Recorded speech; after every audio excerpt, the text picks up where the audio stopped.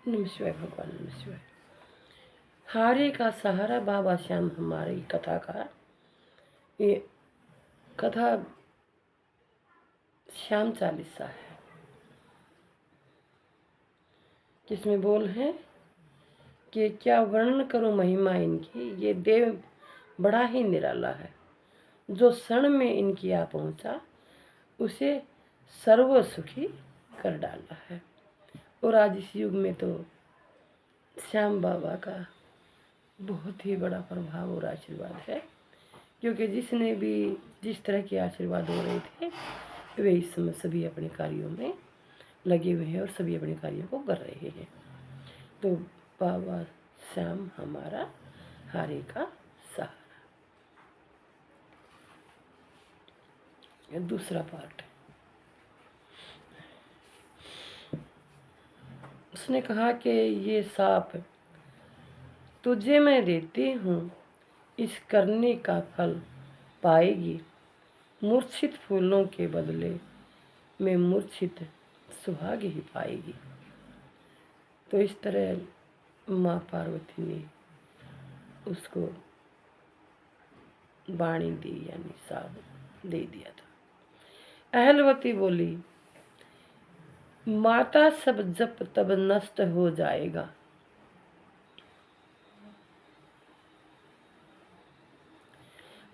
अगर उजड़ गया जो सुहाग मेरा, तो जन्म नष्ट और भ्रष्ट हो जाएगा। अपराध हुआ मुझसे माता, वरदान दूसरा दे डालो। सुख से भर दो झोली मेरी, या जीवन मेरा ले डालो। बल बुद्धि में होगा अपार, उसे जीत न कोई पाएगा। ये पुरुष वही था भीम, जिसे वहां मूर्छापन में पाया है। वासु की नाग की कन्या ने जट अमृत इन्हें पिलाया है। फिर नारद मुनि की आज्ञा से दोनों का हुआ विवाह वहां। इसी तरह से भीम बलि कुछ करते रहे विहार वहां। जब आई शुद्धि भ्राताओं की, बोले अब चला मैं जाऊंगा। ये वचन अहलवती देता हूँ, जब चाहोगी आ जाऊंगा।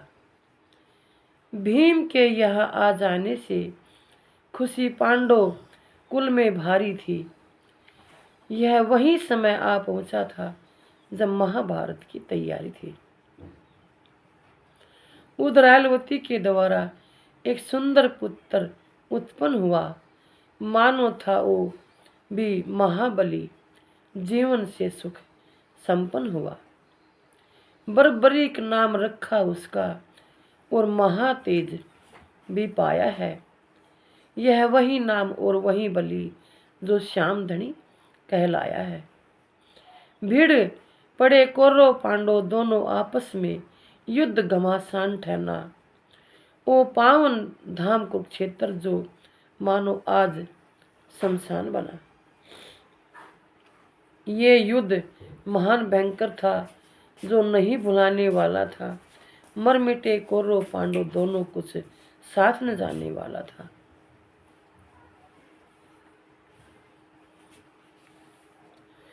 बालक बर्बरीक भी माता से ले विदा युद्ध में आया है।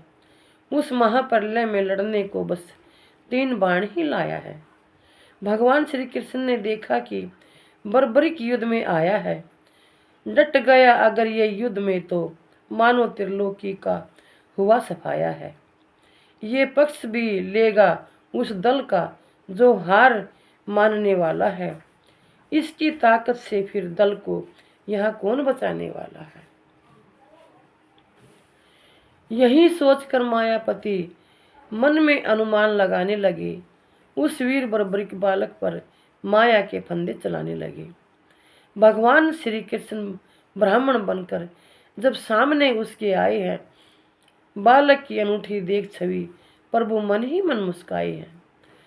भगवान ने पूछा, जब उससे तो हाल सभी बतलाया है, उस युद्ध में मैं भी भाग लूंगा, ये निश्चय मैंने ठहराया है। उस तरफ लड्डू उस तरफ लड़ूं मैं, निश्चय ही जो पक्ष हारने वाला हो, अरमान करो पूरे उससे जो उन्हें मारने वाला हो। है आन मुझे इष्ट की, मेरे जीते जी न बाजी हारूंगा, बस इन्हीं 3 बाणों द्वारा त्रिभुवन को मैं संहारूंगा।